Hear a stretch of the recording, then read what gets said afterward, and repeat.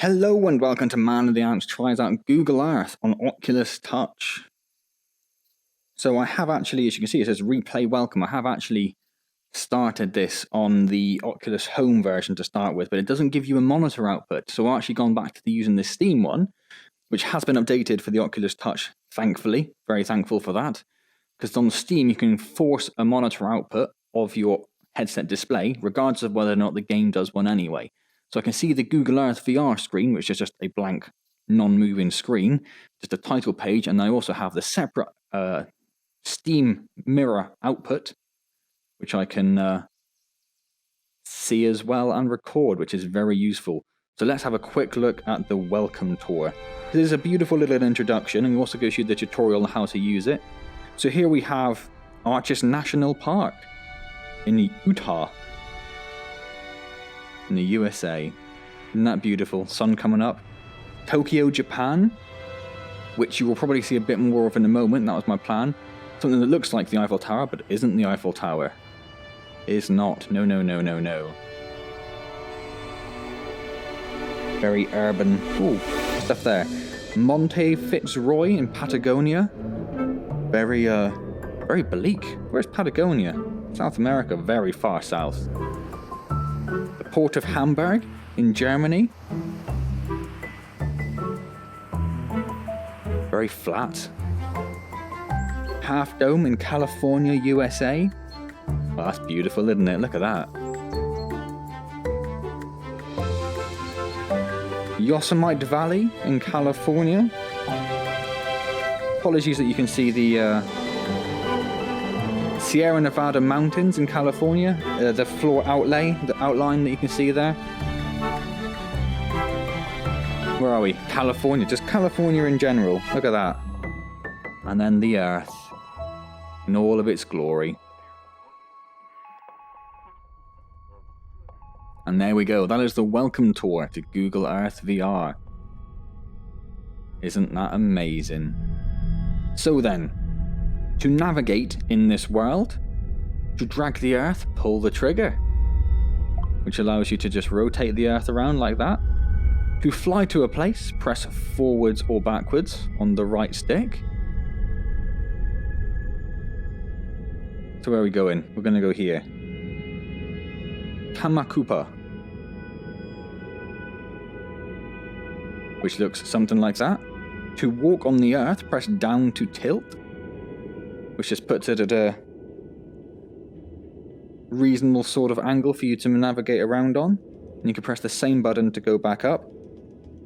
And when you're in this mode, and I think in the standard mode as well, wherever you're pointing the stick depends on where it'll zoom to and from. It's not fixed, which is very useful. To go back to space, so back to the top-down view, press the button to tilt the Earth up, which goes something like that and is a little bit freaky. You can press this to show the menu, which is the Y button on the left controller. You can select any of these places with the right trigger as you would anything else.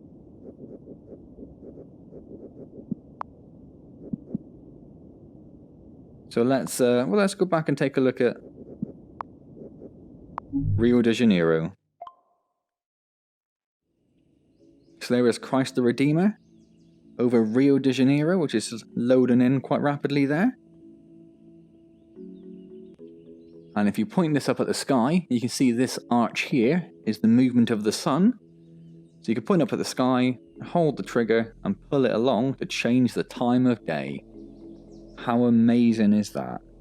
And we'll see if you go so far. Night comes. You can spin it all the way around and bring back the dawn. Oh, how amazing is that? You can save a location by holding down the X button and then releasing it, which will take a picture and save it in your saved places. And that is it. That is everything you need to know to use Google Earth VR. So then, I had a very quick play around. Oh, yes, if you hold down the trigger, you can kind of quickly zoom in and out of things as well. So if you needed to very rapidly, let's say we wanted to zoom in over there, boom, there we go, you're over there now. And in the menu, there is an option to turn on Allow Human Scale, which allows you to go right down to a street level. Oh, not wanting to do that. I want to try and rotate it. Like such. This isn't the greatest place to show this, because obviously this has not been particularly well mapped out. This little particular borough in Rio de Janeiro. But if we pick one of the more like industrial locations, if we go down to here, obviously there's a little few weird artifacts with the satellite scanning fails, but it gives you an idea of just how big the buildings are around you, how long the road is, that sort of thing. It's not perfect, but obviously if you wanted to map everything in one-to-one detail for that sort of scale, that would be a hell of an achievement. And I'm sure Google are working on it. Take my word on that, but it's not quite there yet. But still, look at that. So, if we pick somewhere, if we flatten the Earth out again, also rotates you back to your standard north-south, which is nice. So you can hold down the trigger to move faster when you're rotating. So if we go and find, what should we do? Something nice and obvious. The Eiffel Tower. Where is Paris? Where is Paris? I don't know France very well at all, apparently. Where on the Earth? There it is. So if we go into Paris, I imagine the Eiffel Tower is fairly central. There's the Arc de Triomphe.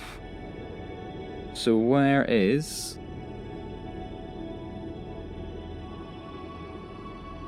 I don't know. Let's go to the Arc de Triomphe. Is it over here? Is this? No, I don't know. Let's go over here. So we can get right in.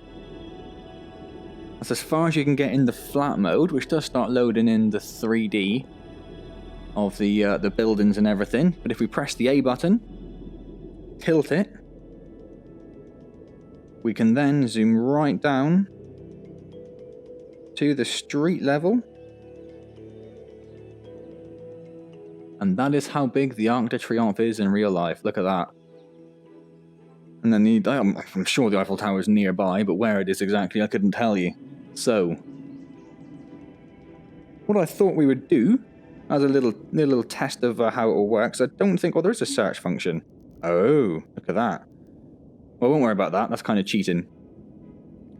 My immediate instinct, like everyone else does, is to go and look at your own home, which is, pretty fantastic, really, isn't it, that works. Oh, there's the Eiffel Tower. Let's go have a look at the Eiffel Tower. So if we go down here, boom, go down to human scale, we'll get out of that pond. There's the Eiffel Tower. Being a bit of a landmark, it's quite well modelled, really, compared to some of the, like that little suburb we were in Rio de Janeiro. That's not bad. I'm sure if you get up fairly close to it, it's going to start looking a little bit ropey, which it does indeed. But what you can also do, obviously, then, is zoom up to the top of the Eiffel Tower. Oh. And that is what it would be like to stand on top of the Eiffel Tower, right at the very top, and look around Paris. So, right. My plan was to try and find, a couple of years back, I went to Japan, which is over here somewhere. I cannot see it very well. We put it in night mode. There it is. That makes it stand out a little better. And then back to day. Oh. I went to Japan and went and saw a few things around Japan, so I thought I would try and find some of the places I went to in Japan and just show you how Google Earth works at the same time. So obviously we start off in Tokyo, where a lot of people start. Now it's very hard to remember where I stayed in Tokyo or where any of the landmarks are, because all your traveling you do on the subways. And you have no idea where you really are in relation to the actual city itself at any moment, because we didn't use, your typical old school fold-out maps. We didn't use any of that shenanigans. We just used our phones, because we had one of those little 4G devices, so we used that the whole time. So, one of the things I was thinking we probably would be able to find, if we go into tilt mode, is the observation tower we went up. Now, there's a very obvious one. A monumentally huge building. I'm immediately lost as to which way is north and south even. doesn't look like it'd be around here. What's that? No, there's an obvious one, which is like a giant spire sort of location, which is the main observation tower, but is also relatively expensive. So we might have to zoom out a little bit. Where are we? Right, so if I come down about here. So there is a second observation building in Tokyo where you can go, which is like a government building. That's like 2 connected towers, and you can go up either of the towers. So that's what I want to try and find. Now, it was in a cluster of buildings like this, maybe a few more. Like I say, it was relatively... Is that it straight away? That's it there, look. Ah, that was nice and easy. Yeah, I remember you. The old cucumber kind of style building. Yeah, so this is the... I can't remember the name of the building now, but that's the building we went up when we were in Japan. So if we zoom down to street level... And I think I'm pretty sure we walked along there as well to get into it the second time we went there, because we went in both of the towers. So you can see we are now at human scale. So they're pretty tall buildings around here, as a lot of the buildings are in Japan. Does that tell you what the building's called? Oh, it's a Tokyo 2020 sign, so it's actually been updated since I went to Japan a couple of years back, because they weren't there at the time. As I say, this is a government building, which is why you have the official 2020 Tokyo signs there. So yeah, the observation levels were, I think it's around here, the observation levels. Certainly in some of my photos you had this little bit here sticking into them that we took from the top. So you can see that from up here, you get a pretty fantastic view of Tokyo. So it's not quite as tall as the standard observation tower that a lot of people go to, but nonetheless, and it really gives you a incredible sense of just how, and even this doesn't show it up very well because the view distance on the buildings isn't amazing, and you can't really discern between the green of those hills and the city over there. But Tokyo is an absolutely huge urbanized area, just monumental, and it's insanely hard to try and get across how urbanized it is. I was trying to find, is that the other observation tower? I don't think it is. No, it's more like a disc, I thought. So where are you? I did spend a few days in Tokyo and we did see a few things, but like I say, trying to find anything in Tokyo without knowing it is... But I did go there, I think. Is that the... Yeah, that's the temple, isn't it? And you come in over here, I think. Yeah, because there's the gardens we went into. I'm sure that's it.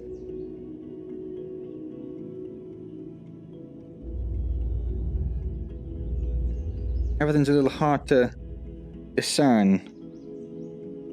But I think this is the temple in the middle of Tokyo. Well, that's the old city walls there or something.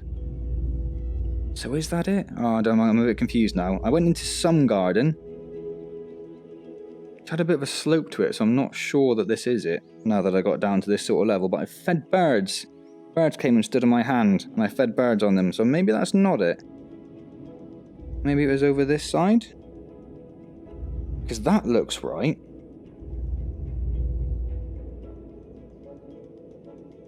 Or does it, now that I'm looking at it from over here? Maybe it doesn't.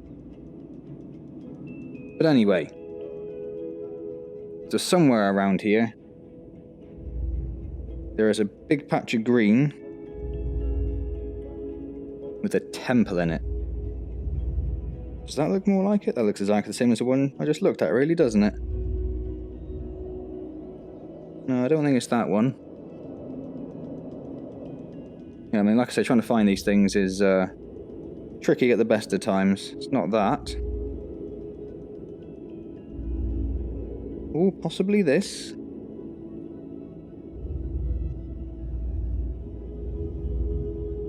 Oh, this is looking...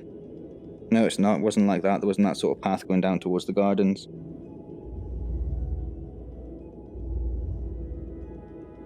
but that looks like it. That's definitely it. Those paths, yeah. So yeah, well, I came... So you can come into this area. You come in over here. Pretty sure that's the way you come in. And then around here somewhere, there is a... like wine casks or rum casks or something that were gifted by the French at some point. And that's the main temple. And then over here, you can pay to come into these gardens separately, and I can tell it's here because it's got a little slope to it and everything. And we come down here, and a little Japanese man was over here, and we were all just milling around looking at the koi in the pond or lake, whatever it is. And he came over to us and gave us some nuts and showed us how to get birds to come and stand in our hand while they ate nuts, which was amazing. Yeah, and there's the main temple buildings, and you come in over there, and you go in through that way. Isn't that amazing? So for that sort of thing, and I think down here, I think this is where the wine casks were. Oh no, because that's the big gate, so they were over here somewhere up there. Yeah, cool. So yeah, those are two of the things I saw in Tokyo. Happy I managed to find that. In fact, I should probably save that. Otherwise I will never find it again. So if I go in down here, and then hold this, and then click. So yeah, there you go. So you can find things. Oh, it's quite near the government building. Let's take a little picture of that as well. Click. I went there. Cool. So yeah, I mean, trying to find where I stayed in Tokyo, the hotel would be an absolute nightmare. I know it was very near to one of the large train stations. Beyond that, I'm not sure. So as I said, what we'll do is we'll just do a little fly over Tokyo. So like from here, if you look sort of in this sort of direction, all you can see, as far as the eye can see, is urbanization.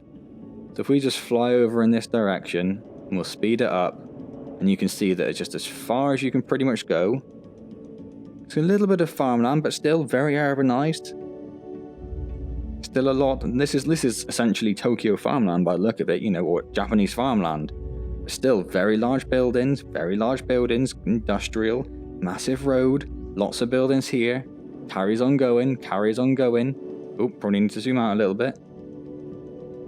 And it's just there, and we're starting to get a little bit more into actual, you know, large-scale farming sort of areas, where there actually isn't as much buildings. And then you look behind you, and you can't even. That's Tokyo over there. Look, that's how far away you have to go to get to a non-city kind of landscape. And even then, still a lot of buildings around. So yeah, that was crazy. For Tokyo, that was one of the sort of most mind-blowing things, really.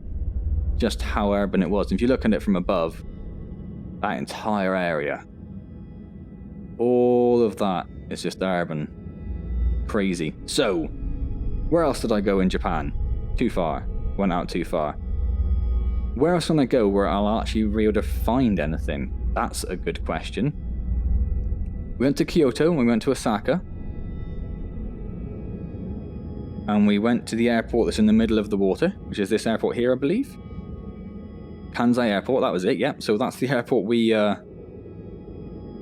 took off from when we left. We come in at Tokyo, and we come out at, it's classed as an Osaka, so it's an Osaka Bay kind of airport. And we stayed in Osaka, but when we went to the airport, somewhere around here, somewhere relatively close, in a kind of pretty dingy little travel hotel. We did go to main Osaka, but I honestly can't remember anything I saw there at the moment, so trying to find anything would be an absolute nightmare. Kyoto? Where is Kyoto? Kyoto we stayed in for a few days. Kyoto is basically just temples. There are so many temples in Kyoto. Everywhere you go, there are temples. It has the famous the gold temple, which I think is over this side, and the silver one, which I think is over here somewhere. The silver one, not very silver. The gold one, very, very gold. There's Shodan-ji. I wonder what one that is. Let's see if we can zoom in and take a look.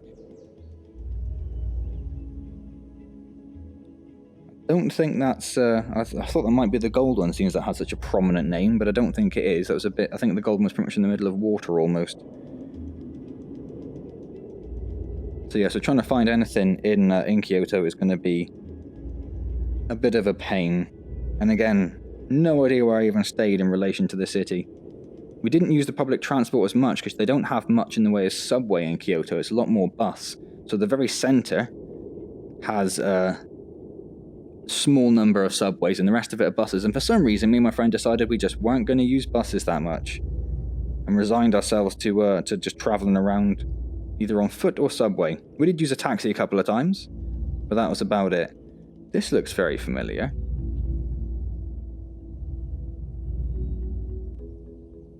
That looks very familiar. Not sure I'd have been this far west, but yeah, does look familiar. Maybe I was just travelling back and forth from Kyoto. So I was hoping, so all the names had disappeared, and I was hoping that one of the temple names would pop up and I'd remember it. Is that the castle? I think that's the castle, isn't it? Certainly looks it. I did go to the castle, so there's a nice one that I went to. Me and my mate went to the castle. Wandered around that. I think that's the castle. It definitely looks... So yeah, I think you're coming over here. No, maybe not. That doesn't look quite right. Doesn't look quite right. So is this the castle? That doesn't look like it's got enough of a wall there. That's more of a temple, isn't it?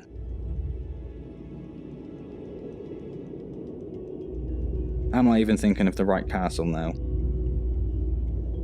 That does look like a castle, doesn't it? Has that very,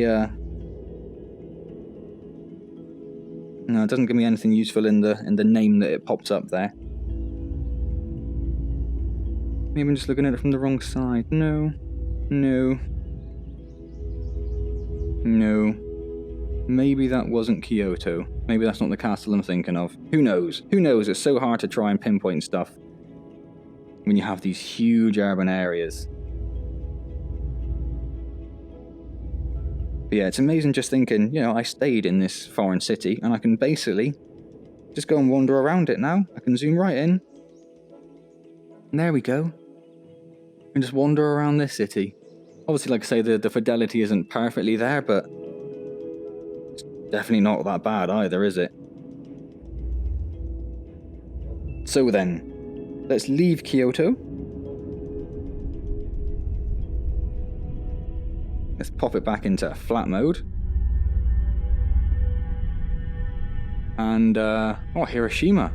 That's the other place I went. I went to Hiroshima. So that's...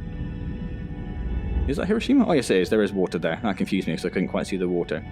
So we did stay in Hiroshima. We also stayed in Miyajima, which I believe... This island? Definitely a little bit away from the center. Yeah, Miyajima. There it is. There it is. Look. Yay. So we stayed in Miyajima as well in a traditional Japanese like accommodation. Now it was quite rural, being a little island, so I don't know if it's going to know it's not doing the old popping, is it? Well, that's a shame. It's all just going to be flat. So over here is the very famous floating temple that stands out of the water. And then this is a big temple here. Again, there's mainly a lot of temples on this little island, and there's a little bit of a sort of urban accommodation for the people who live and work here. And as you're going uphill, there's another temple. That's the temple over there, sorry. I think that's the temple? This is the temple? I'm not sure.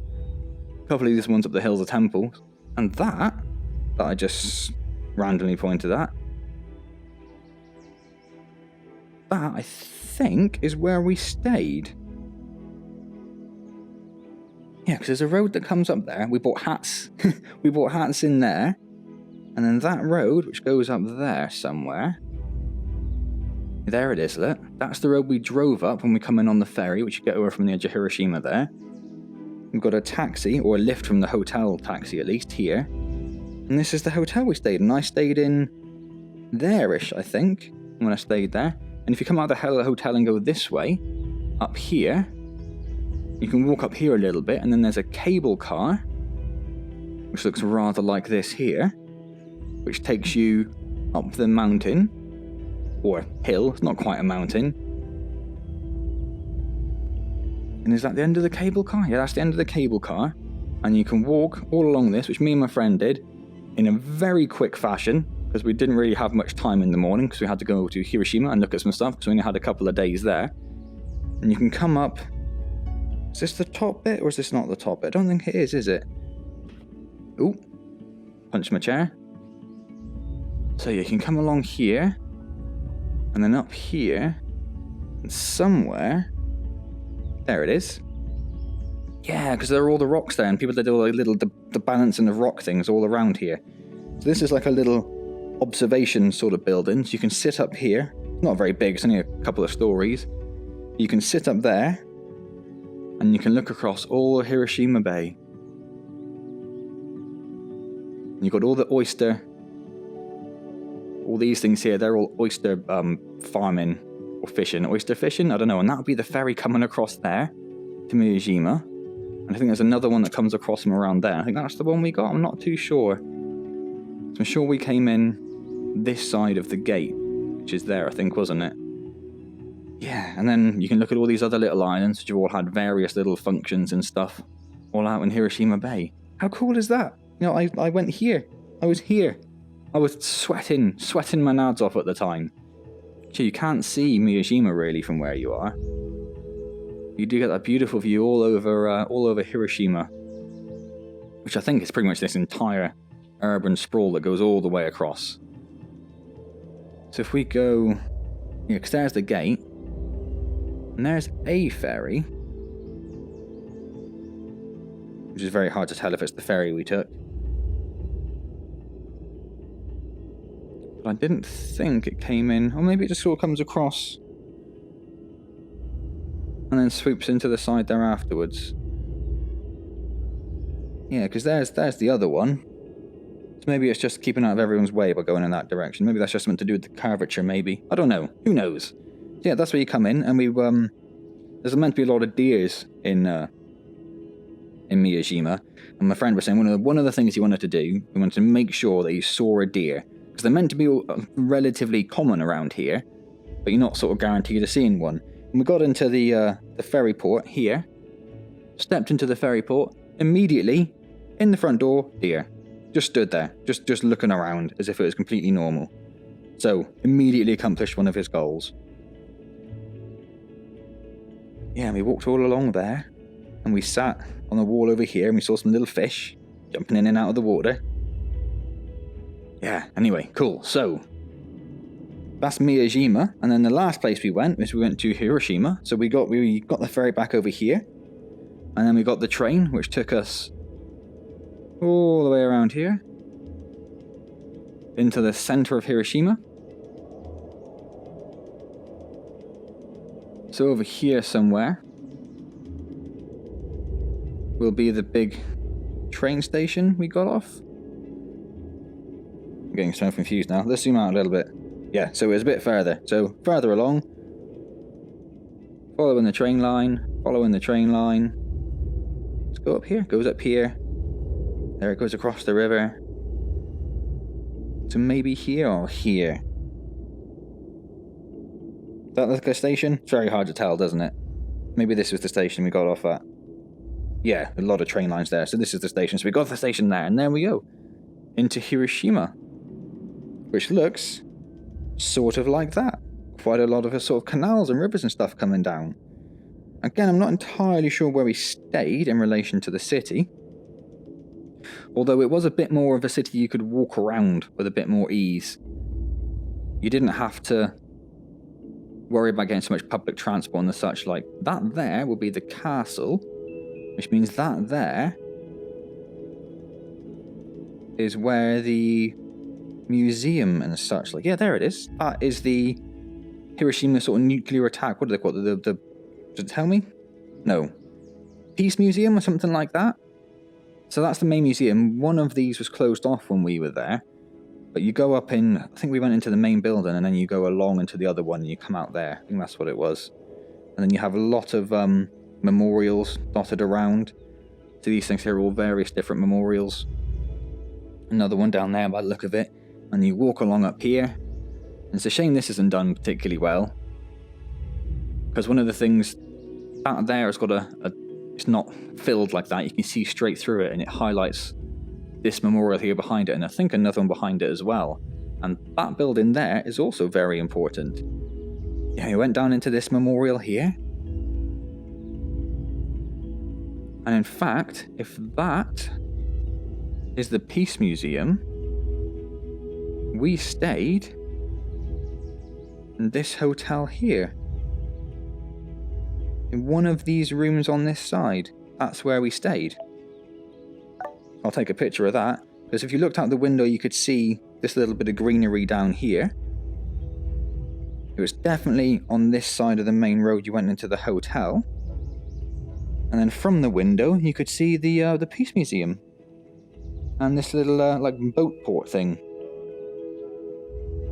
So yeah, that must be the hotel I stayed in. How amazing is that? So yeah, when we got there, we didn't do that until a bit later on. The first thing we did was we walked up here. We bumped into a couple of our friends who had just been to McDonald's because they don't get involved in the culture. And then up here somewhere, we went down one of these side streets and went to a okonomiyaki restaurant, which is like a Japanese potato pancake type thing. Yeah, how cool is that? So this, where am I? Completely lost. I've lost the Peace Museum. I've lost it. There we go. There it is. It's there.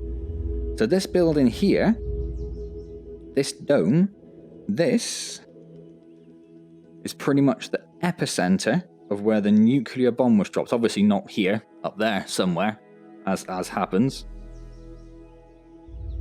And that is pretty much at the epicenter. So the reason that building is still standing when everything else around it was pretty much entirely flattened was that the blast kind of goes like that.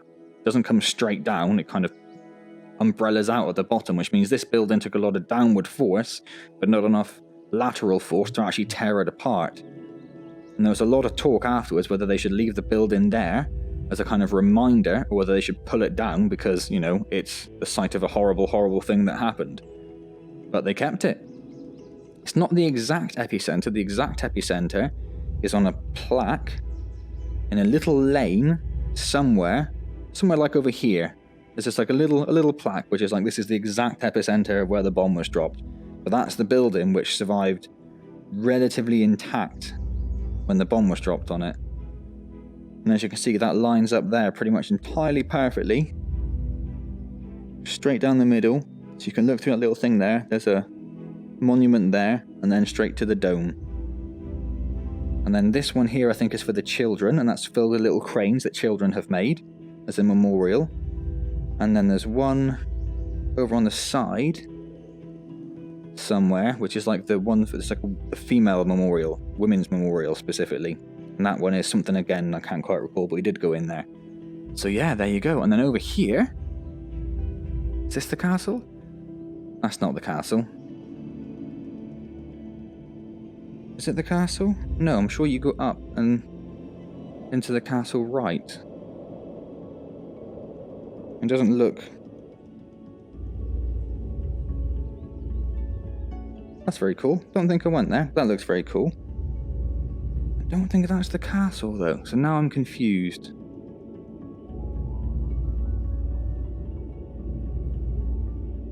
Because those are the gardens, I think, and we couldn't get in there. We got there a fraction too late, so we couldn't get in there. We're too late to get into there. That must be the castle, but it just doesn't look...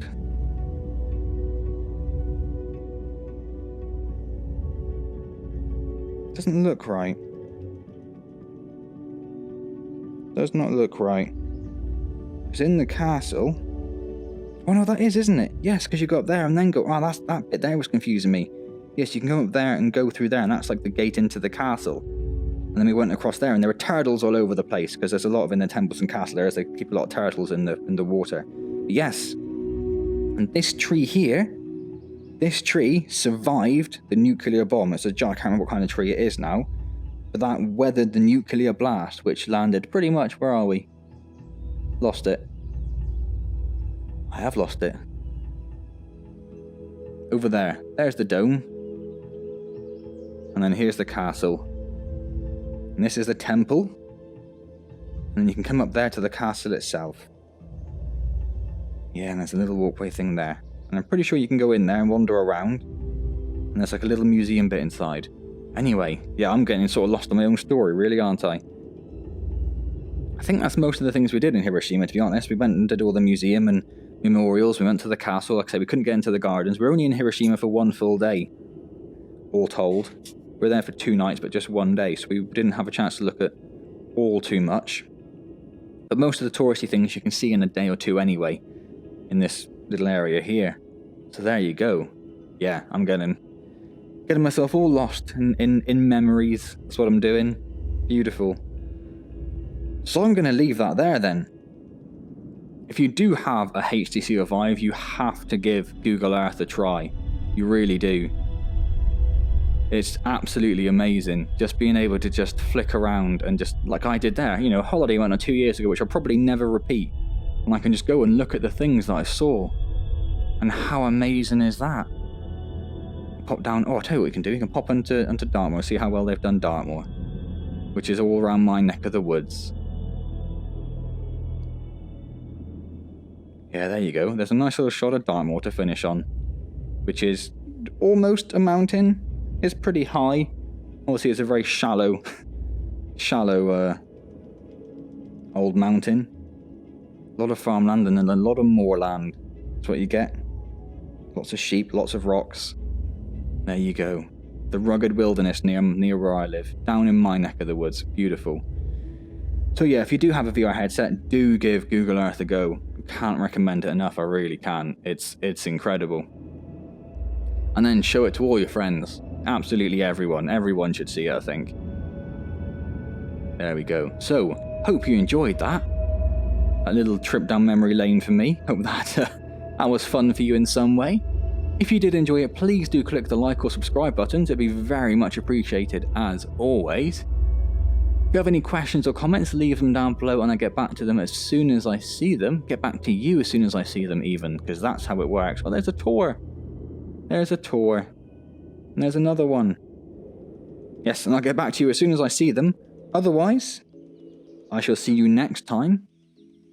In something else, some other part of the world, perhaps. Thank you very much for joining me.